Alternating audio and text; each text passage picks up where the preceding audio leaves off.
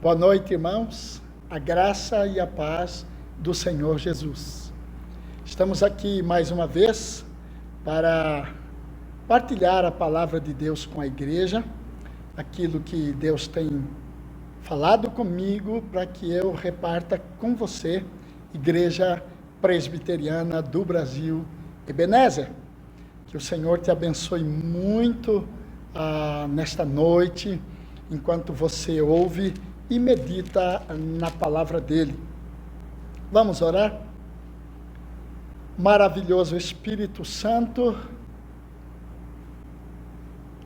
hoje nós estamos comemorando o domingo de Pentecostes e nós agradecemos porque o Senhor é o Senhor da igreja, porque o Senhor é aquele que está preparando a noiva do Cordeiro. O Senhor está santificando a noiva. O Senhor está tirando as rugas, as manchas. Oh, aleluia! Maravilhoso Espírito Santo. O verdadeiro Pentecostes é o Senhor guiando a vida do discípulo. O verdadeiro Pentecostes é o Senhor enchendo a vida dos filhos do Senhor Jesus Cristo. O verdadeiro Pentecostes é o Senhor dirigindo os filhos de Deus nesta terra. Bendito seja o Senhor, bendito o seu Pentecostes sobre as nossas vidas, sobre as nossas almas. Agradecemos ao Senhor, fale conosco por sua palavra, oramos em nome de Jesus. Amém. Queridos irmãos, quero falar sobre o seguinte título. O título do sermão hoje é Olhando os Passos de Jesus. Olhando os Passos de Jesus. Mateus capítulo 9, do versículo 9 ao versículo 13. Mateus capítulo 9, do versículo 9 até o versículo 13. Vamos à leitura? Partindo Jesus dali, viu um homem chamado Mateus, sentado na coletoria, e disse-lhe: segue-me. E ele levantou e o seguiu. E sucedeu que, estando ele em casa, à mesa, muitos publicanos e pecadores vieram e tomaram lugares com Jesus e seus discípulos. Ora, vendo isto, os fariseus perguntavam aos discípulos: por que come o vosso mestre com publicanos e pecadores? Mas Jesus, ouvindo isso, disse: os sãos não precisam de médico, e sim os doentes. Ide, porém, e aprendei o que significa: misericórdia quero e não holocaustos, pois não vim chamar justos, e sim pecadores ao arrependimento. Bendito seja o Senhor por sua palavra lida. Irmãos, como estamos olhando para a igreja com a ótica do Senhor Jesus Cristo, a igreja sendo pessoas, a igreja sendo discípulos do Evangelho do Reino, a igreja sendo pessoas que foram transformadas por Deus e assumiram o caráter de Cristo. Como estamos olhando para a igreja dessa maneira, é necessário e prudente que os passos de Jesus sejam estudados e praticados pela igreja verdadeira, a igreja invisível. Essa é a igreja verdadeira, tá bom? Essa igreja são pessoas que foram transformadas, são pessoas que assumiram, que receberam pelo poder do Espírito Santo o caráter de Jesus Cristo em suas almas, em suas vidas. Então, olhando para a igreja assim, nós queremos também olhar os passos de Jesus. Então, o título da mensagem hoje é olhando os passos de Jesus. Em primeiro lugar, o texto nos mostra que, olhando os passos de Jesus, nós vemos o Senhor Jesus chamando pessoas. Vemo-lo chamando pessoas. Tá? Então, nós vemos, em primeiro lugar, que Jesus chamava pessoas. Diz o texto aqui em Mateus 9 que, partindo, viu Jesus. Eu acho muito interessante a palavrinha partindo, porque Jesus era uma pessoa que andava, Jesus era uma pessoa que caminhava entre as pessoas, Jesus era uma pessoa que caminhava de cidade em cidade. Então, a palavrinha partindo aqui tem um propósito de falar com a igreja que Jesus andava, que Jesus caminhava, que Jesus ia até as pessoas, que Jesus caminhava em direção às pessoas, que Jesus caminhava onde as pessoas estavam. Isso é muito importante. Quando nós olhamos os passos de Jesus, nós vemos esta palavrinha aqui. Diz o texto que, enquanto ele está caminhando, ou ele partiu para onde as pessoas estavam, ele viu um homem. Viram a importância que Jesus dá para o caminhar na direção das pessoas, o estar onde as pessoas estão, ir para as cidades onde as pessoas estão. Diz aqui que Jesus viu um homem. A igreja só pode ver as pessoas, é o que aprendemos aqui, se a igreja estiver onde as pessoas estão. Só se a igreja estiver envolvida com pessoas. Então a igreja vai ver como Jesus viu Mateus. E ele então, o texto fala que este homem era chamado Mateus. Mateus, um dos homens que se torna discípulo do Senhor Jesus. Provavelmente é este o Mateus aqui, que se torna discípulo do Senhor Jesus Cristo. Mateus, ele chama Mateus. É ele mesmo o discípulo do Senhor Jesus, porque ele foi chamado por Jesus. Ele tem um nome, ele é Mateus, não é? As pessoas têm nomes, não é verdade?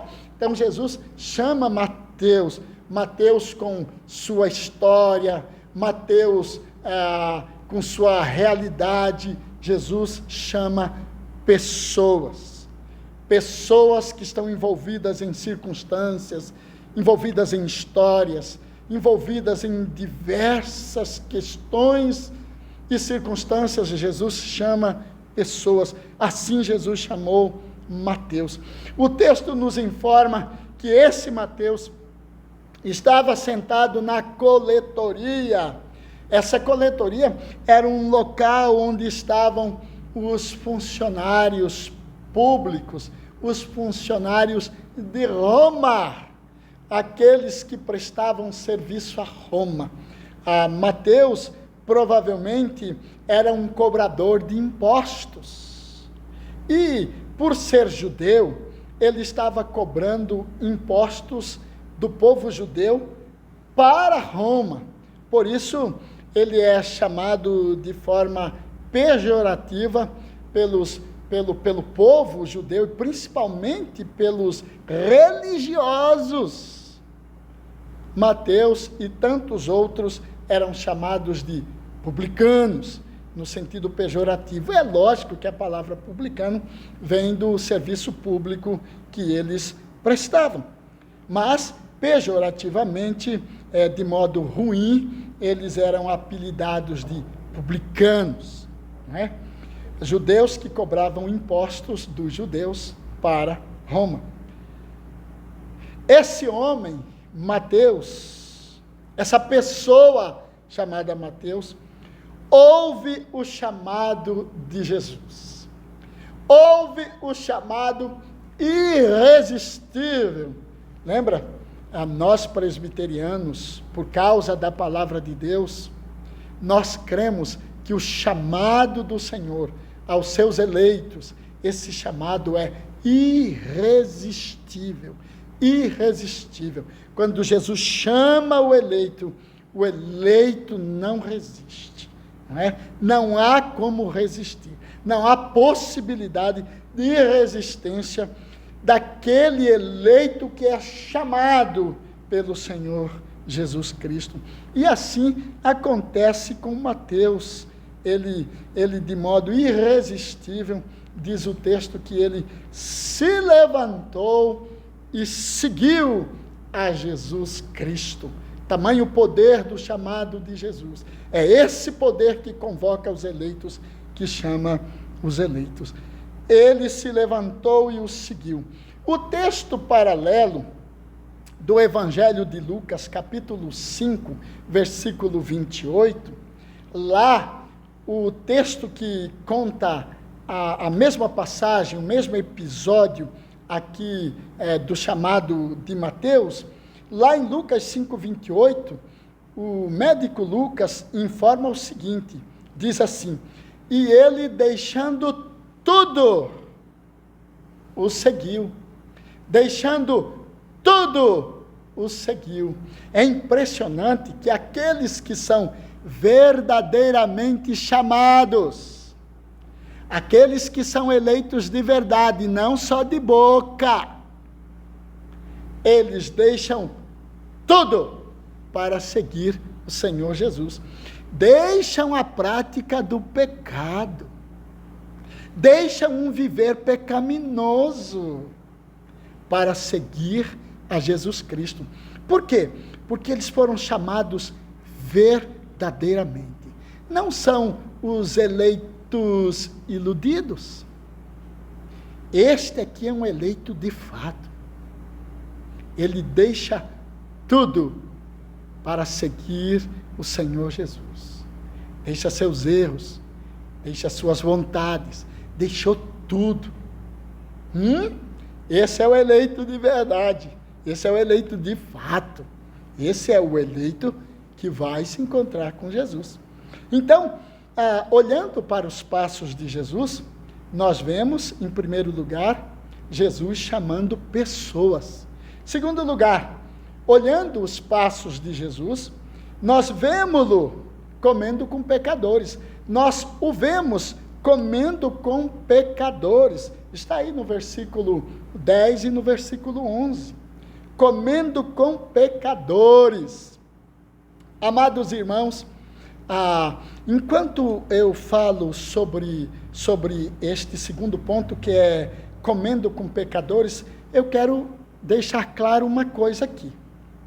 Jesus comia com pecadores, mas não praticava os pecados dos pecadores. Jesus comia com os pecadores, mas não vivia a vida pecaminosa dos pecadores. Jesus jamais pecou.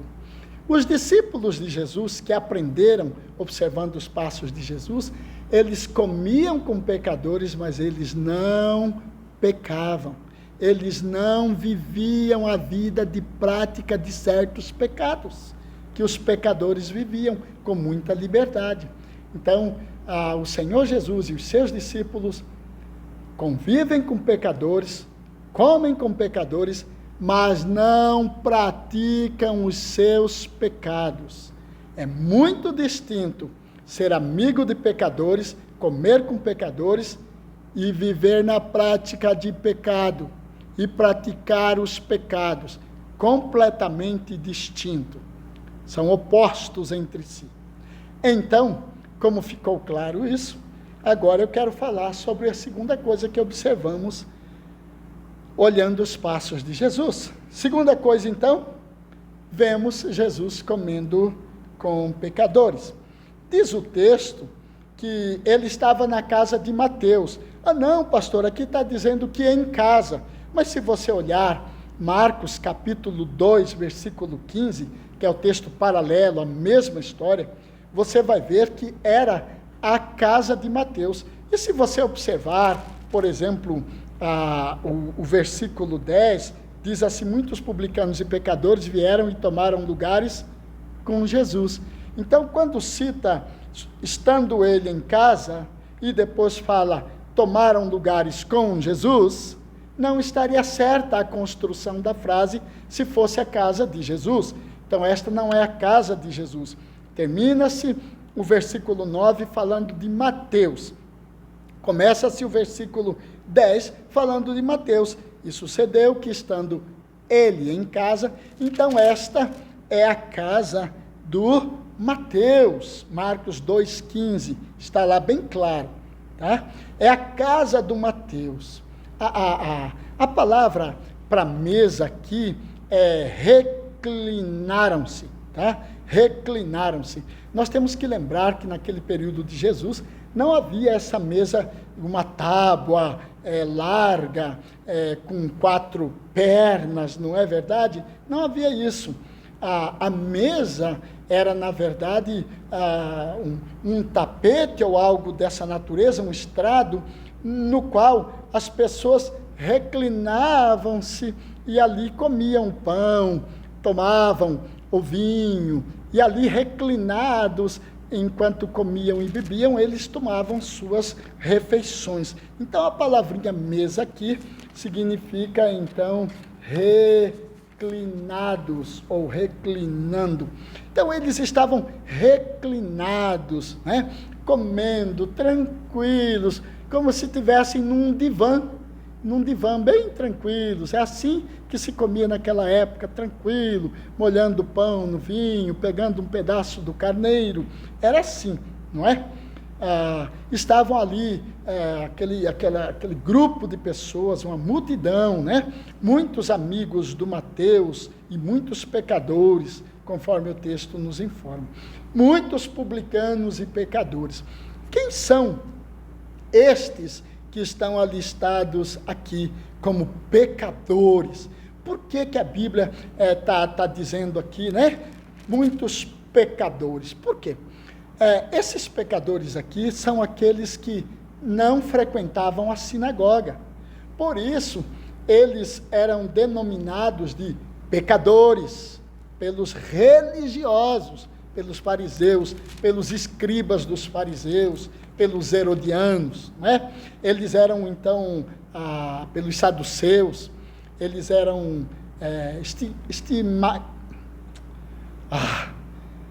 eram preconceituados, estigmatizados, não é? Estigmatizados pelos religiosos como pecadores. Esses pecadores aqui, eles são tratados assim porque eles não frequentavam a sinagoga, porque eles davam pouco valor àquela religião que eles percebiam que eram ritos, eram cerimônias, mas havia muita hipocrisia, muita mentira, muita falsidade. Eles percebiam, então eles não frequentavam a sinagoga, eles eram o povão que viam a verdade. Então, eles eram tratados como pecadores pelos religiosos, como os fariseus, por exemplo. Pessoas que davam pouco valor à religião, de acordo com a mentalidade dos fariseus que estão aqui condenando, né?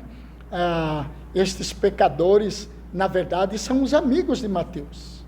Mateus tem amigos, ele ouve o chamado de Jesus, ele é transformado por Jesus, ele tem amigos lá fora, então ele traz esses amigos para tomar uma refeição na companhia de Jesus Cristo.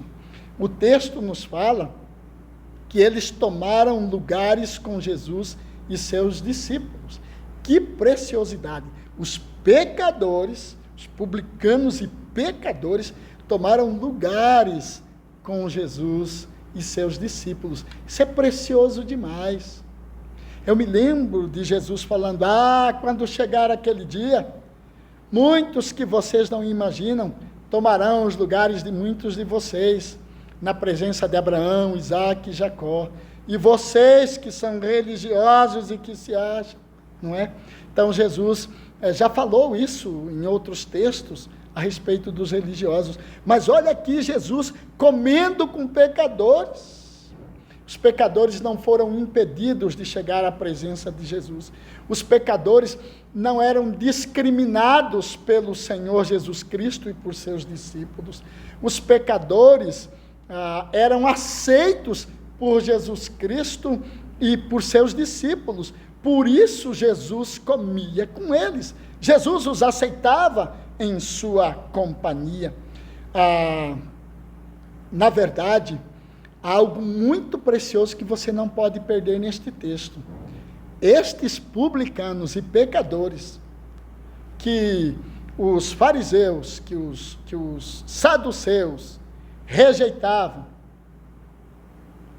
estes aqui usufruíram que a religião, que a estrutura religiosa rejeitava, estes aqui usufruíram do maior privilégio que um humano já teve. Você já pensou nisso? Aqueles pecadores da casa do Mateus, porque Jesus comia com pecadores, porque os discípulos de Jesus comiam com pecadores, aqueles pecadores ali, rejeitados pelos religiosos, usufruíram do maior privilégio que um humano já teve. Sabe qual é esse privilégio? Olhar nos olhos do Filho de Deus. Eles tiveram um privilégio que você e eu não temos. Ainda não tivemos, de olhar nos olhos do Senhor Jesus. De ver os olhos serenos e meigos, os olhos sinceros e transparentes, os olhos santos, santos, santos olhos do Senhor. Eles tiveram o privilégio de olhar naqueles olhos maravilhosos, os olhos do Filho de Deus. Eles tiveram o privilégio de ouvir a voz do Cordeiro Eterno falando diante deles, face a face. Eles puderam ouvir os risos e as gargalhadas do Filho do Deus Altíssimo. Por quê? Porque a religião os rejeitava, mas Jesus e os discípulos comiam com pecadores. Então, em primeiro lugar, vemos Jesus chamando pessoas. Em segundo lugar, vemos Jesus, então, comendo com pecadores. Em terceiro e último lugar, do versículo 11 ao versículo 13, vemo-lo reprovando a religiosidade. Vemos Jesus reprovando a religiosidade. Jesus está, então, reprovando a religiosidade do versículo 11 até o versículo 13. Vendo isto, os fariseus, quem são esses fariseus? A palavra fariseu deriva-se de um vocábulo hebraico que significa separado. Notem, aqueles que querem ser os tais, os separados, os melhores, não é? Separados, fariseus, é isso que significa. Grupo proveniente da massa popular comum. Os fariseus, eles brotavam do meio da massa popular. Dali surgiam estes que se tornaram e se tornavam deste grupo, chamado grupo dos fariseus. Eles eram porta-vozes da maioria da massa popular. Eles se diziam representantes da massa popular. Tornaram-se legalistas e ritualistas. Eram legalistas e ritualistas. Para eles, Jesus atrapalhava os planos que eles tinham de restaurar a monarquia judaica. Estes fariseus, eles tinham um pensamento da restauração da monarquia judaica e eles viam Jesus como alguém que atrapalhava isso. O texto fala que eles perguntavam aos discípulos: por que eles perguntam aos discípulos? Eles estão aqui irritados com o comportamento de Jesus. O fato de Jesus estar comendo com pecadores, isso deixava os fariseus irritados. Mas também é possível que eles estivessem irritados porque eles gostavam muito de ficar jejuando e de mostrar que estavam jejuando, de cumprir o rito do jejum e de aparecer. Eles podiam estar jejuando e vendo Jesus comendo, não é? Vendo ali Jesus pegando um pedaço de carneiro, o copo de vinho, né? Um pão gostoso, e eles ali, naquele ritual do jejum, quem sabe fosse isso, e eles então ficavam nervosos ao ver tamanha liberdade que o Senhor Jesus tinha em comer, em alegrar-se na companhia de pessoas, ainda que fossem pecadoras, porque foi para eles, justamente por nós pecadores, que Jesus Cristo veio ao mundo. Na verdade, eles não tinham coragem mais de se dirigir a Jesus. É por isso que eles se dirigem aos discípulos. Se você olhar no capítulo 9, Jesus já tinha dado uma bronca neles na cura do paralítico, um pouco antes aqui do chamado de Mateus. Jesus já tinha dado uma bronca neles, já tinha falado para eles e os repreendido. Então eles estão acompanhando, enquanto a multidão acompanha Jesus, eles estão ali juntos também, sempre para futucar por causa do legalismo e do ritualismo. Eles então, ao invés de se dirigirem a Jesus, porque não tinham coragem. Quando as pessoas não têm coragem, elas fazem pelas costas. Elas fazem com terceiros. Sempre que você ver uma pessoa falando de alguém pelas costas, ou comentando de alguém com terceiros, lembre-se que este é um sinal do farisaísmo. Tá bom? Quem se comporta assim são os fariseus. Mas disse Jesus, não é? Jesus então ouve aqueles fariseus falando com os discípulos, então ele diz, olha, os sãos não precisam de médico e sim os doentes. Jesus estava aqui usando um provérbio bem conhecido de todo o povo, da massa popular, dos líderes religiosos. Eles conheciam de cor e salteado este provérbio. E eles também sabiam o significado. Por exemplo, eles sabiam que quando Jesus disse os sãos, Jesus estava falando, sãos são aqueles que não admitem precisar do médico. São os que se justificam. Aqueles que justificam a si mesmos. Ou os que se auto-justificam.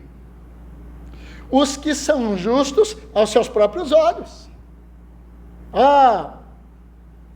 Eu sou, mas é seus próprios olhos. Só seus próprios olhos que veem isso. Deus, não. Então, esses são os sãos usados neste provérbio popular conhecido dos judeus. E os doentes? Quem são os doentes? Os doentes, neste provérbio, são aqueles que precisam dos préstimos do médico. São aqueles que precisam da ajuda do médico e acolhem o médico. São aqueles que reconhecem sua enfermidade e aceitam o auxílio do médico. É disto que Jesus está falando.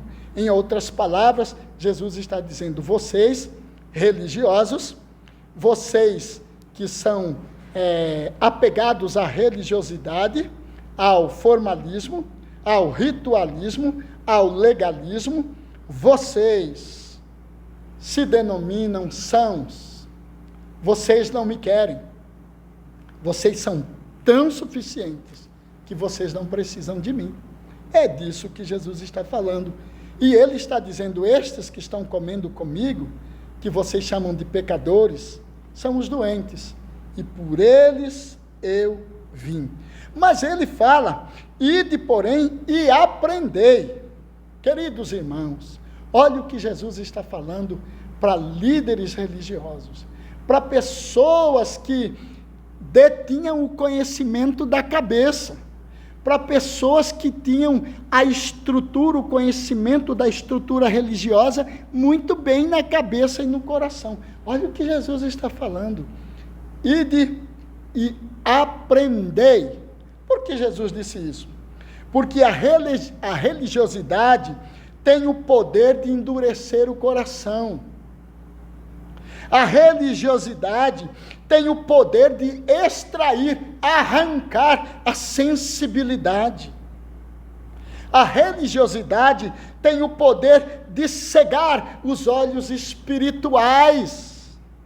A religiosidade mata porque é letra e não espírito. Foi por isso que Jesus ordenou: ide e aprendei.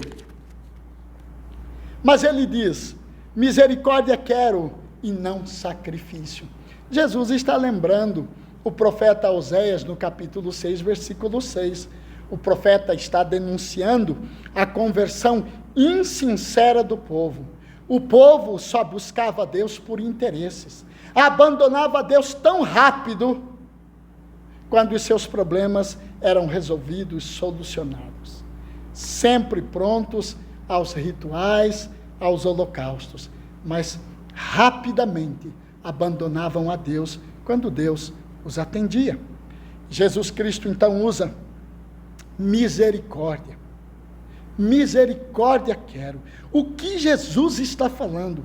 Jesus está dizendo que é o olhar divino para a miséria humana.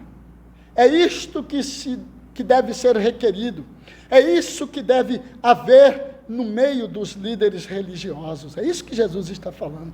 Ele está falando misericórdia quero, ou seja, é o coração amoroso de Deus sendo posto na miséria humana. É isso que tem que ser observado. É isso que tem que ser sentido e visto no meio dos líderes religiosos. Que o coração de Deus está posto na miséria humana. Misericórdia é fruto do conhecimento de Deus e não de rituais, e não de formas, e não de estruturas. É fruto do conhecimento de Deus. É isso que Oséias 6 fala. O conhecimento de Deus mais do que holocaustos. É fruto do conhecimento de Deus e não de rituais, legalismos, ofertas e sacrifícios. Querido irmão, olhando para os passos de Jesus, vemos chamando pessoas, comendo com pecadores e reprovando a religiosidade. Vamos aplicar? Primeiro, como igreja que segue os passos de Jesus, você e eu precisamos nos envolver com pessoas. Os afazeres, a rotina do dia a dia não pode nos roubar a melhor opção desta vida. Qual é a melhor opção desta vida? Estar com pessoas, ouvir pessoas, conhecer novas pessoas e fazer amigos. Esta é a melhor opção nesta vida. Para nós que somos eleitos, filhos de Deus, discípulos. Segundo, aplicando, você e eu, como igreja, precisamos comer com os pecadores. Os nossos amigos que confundem religião com religiosidade. Aqueles que são discriminados até mesmo pela igreja. Aqueles que não frequentam um lugar de adoração, porque confundem religiosidade com religare a Deus. Não é? Então, nós precisamos comer, estar com eles. Onde eles estão, nós precisamos estar. São eles, são os doentes. Terceiro, aplicando, você e eu precisamos ir à presença de Deus e pedir a Ele que sonde os nossos corações, nossas motivações. Precisamos suplicar a Deus que arranque de nós toda religiosidade, toda valorização de rituais, mais do que do conhecimento de Deus, de formas, mais do que do conhecimento de Deus. Devemos rogar a Deus que Ele tire de nós a conversão insincera e nos faça misericordiosos de coração. Vamos orar? Maravilhoso Espírito Santo, esta é a Tua palavra e nós queremos viver isto que aprendemos esta noite. Queremos de fato nos envolver com pessoas. Queremos buscar pecadores para o Senhor. Queremos mesmo, Senhor, que o Senhor tire de nós qualquer sombra de religiosidade. No nome de Jesus oramos. Amém. Deus abençoe.